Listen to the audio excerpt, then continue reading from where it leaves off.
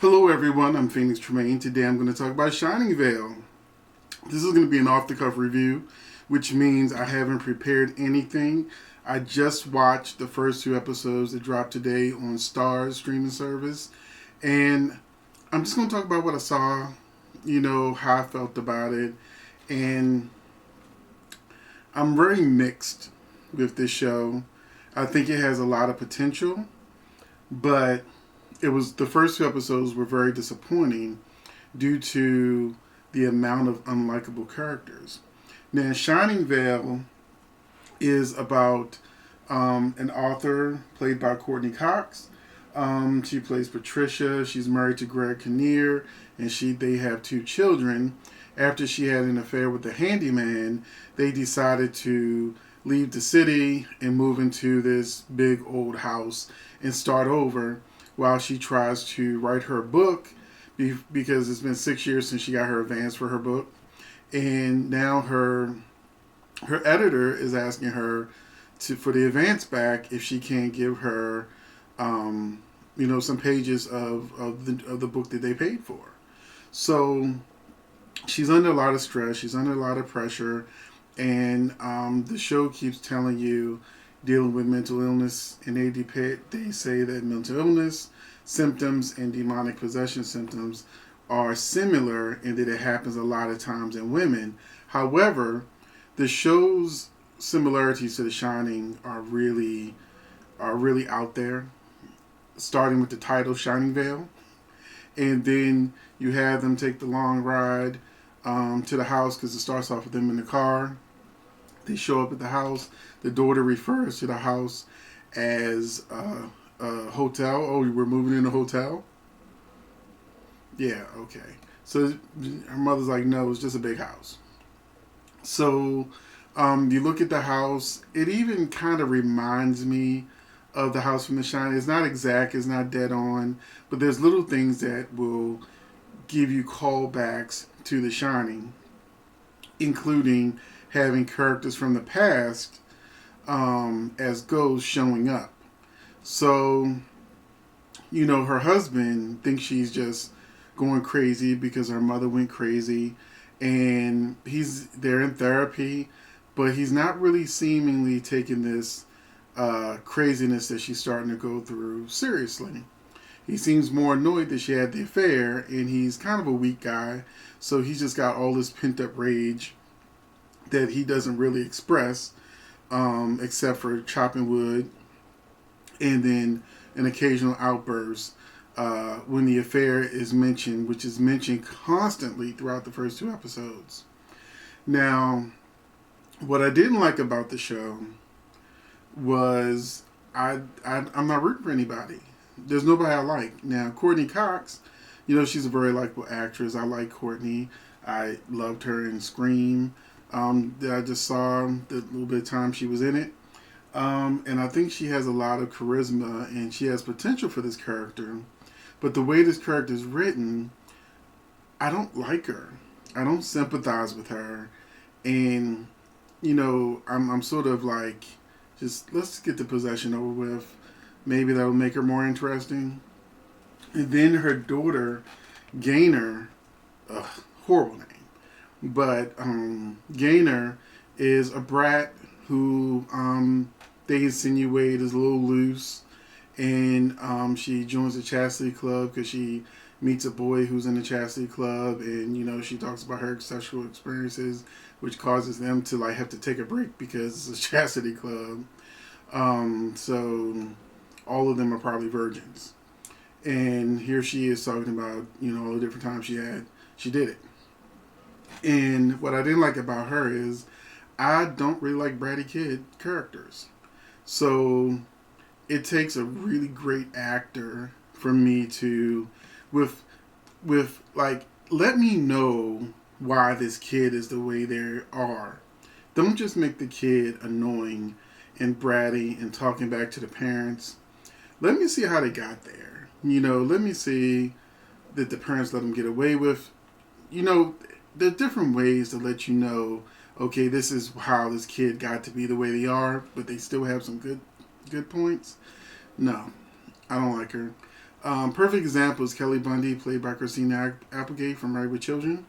She was, she reminds me of Kelly, but Christina Applegate was very likable, and I mean they're both good-looking women, and I didn't have a problem with Christina Applegate playing that same type of character, but it's all in the way that it's played. She had more fun with it instead of just spiteful, which I don't like. The son Dylan, the actor's name is Dylan Gage, but the son Jake, he really has no personality. There's really not much to root for with him or to want to see more from him. He's really just into his video games and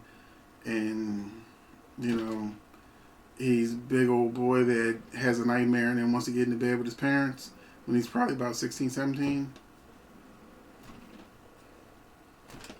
And Greg Kinnear, like I said, he's just such a chump that it's hard to root for him too. He goes to see the man that she had an affair with and and tries to take his coffee maker. But he's so weak that he can't even pick up the coffee maker because it's too heavy. And the guy who had an affair with his wife is stupid because he actually felt guilty about having the affair for this expensive coffee maker he got from France or whatever. And he actually helped him lift it up so that he could take it.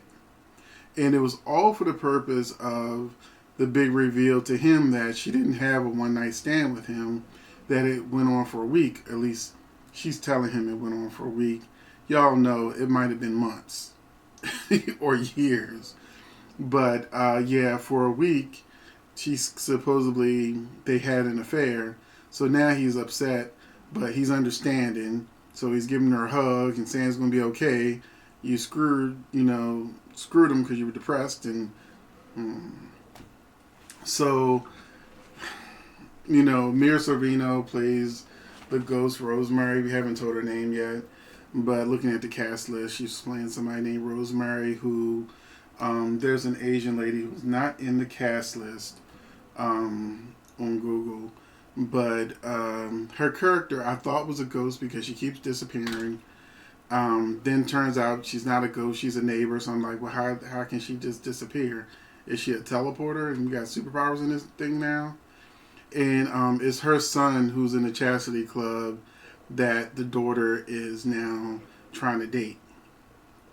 So that's pretty much the 2 episodes in a nutshell, with Courtney Cox's character Patricia constantly trying to get people to believe that the house is haunted. And one moment that irritated me, and this is why I said it's hard to like her. She goes through the whole show trying to get people to agree with her that the house is haunted.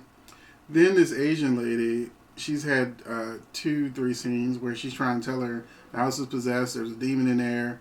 And she's sitting there like trying to explain to her, look, don't give into it. I can feel the evil presence is getting closer, and you can't give into it. And what does she do?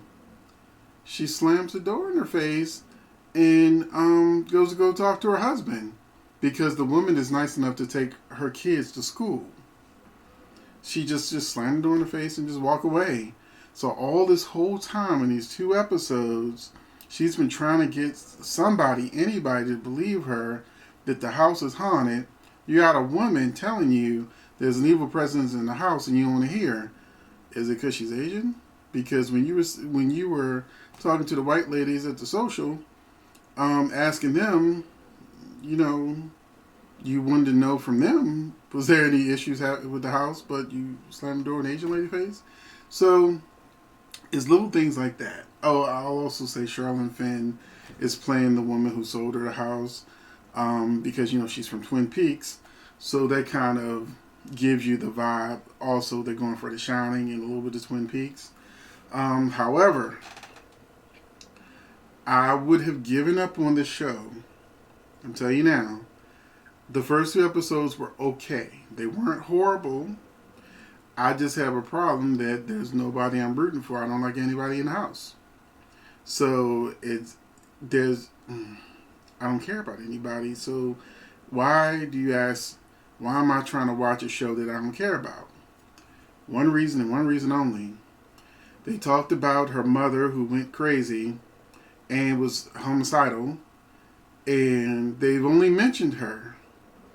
But the woman who is playing her mother, Joan, the crazy woman, is Judith Light. And I love me some Judith Light. So, from One Life to Live, to Who's the Boss, to I think she was on Dynasty. Like the new version, not Dynasty, Dallas, the new version of Dallas. You know, all the different shows she's been on throughout the years. I love me some Judith Light. So I will continue to give this show a chance, just so I can see what Judith Light is going to bring to this character, because I know she's going to do an amazing job, and she's going to make me smile, make me happy, and I'll actually have one person to root for. Please don't kill her. How about? Because she's the only reason why I still have an interest in the show. I thought the main reason I'll be watching is because of Courtney Cox. I do like Greg Kinnear as well, but like I said, the characters are very unlikable. Mia Sorvino, she's very good, but they didn't really give us too much in depth of what's going on with the ghosts. Only thing you can gather from that is if you watch the preview, what's going to happen in the season, the trailer. But the trailer looks really good. But like I said, man, if Judith Light wasn't this thing, I would stop at the 2 episodes and like called it a day. And you know, I have so many other shows to watch because I have so many streaming services. It's hard to keep up. So you know why I force myself to watch one that I'm no longer interested in. 2 words: Judith Light. So that's it. That's my review of Shining Vale. I wasn't really a big fan of it, but I'm a big fan of Judith Light, and I am eagerly awaiting her appearance because I know she's going to turn it out, and she's got a crazy character too. So that's it. Hopefully, watch Shining Vale. See what you think. If you're a Judith Light fan, you know you'll be just like me, like okay, like just Judy. Where's Judith Light, people? So, thank you for watching, and I will see you in the next video.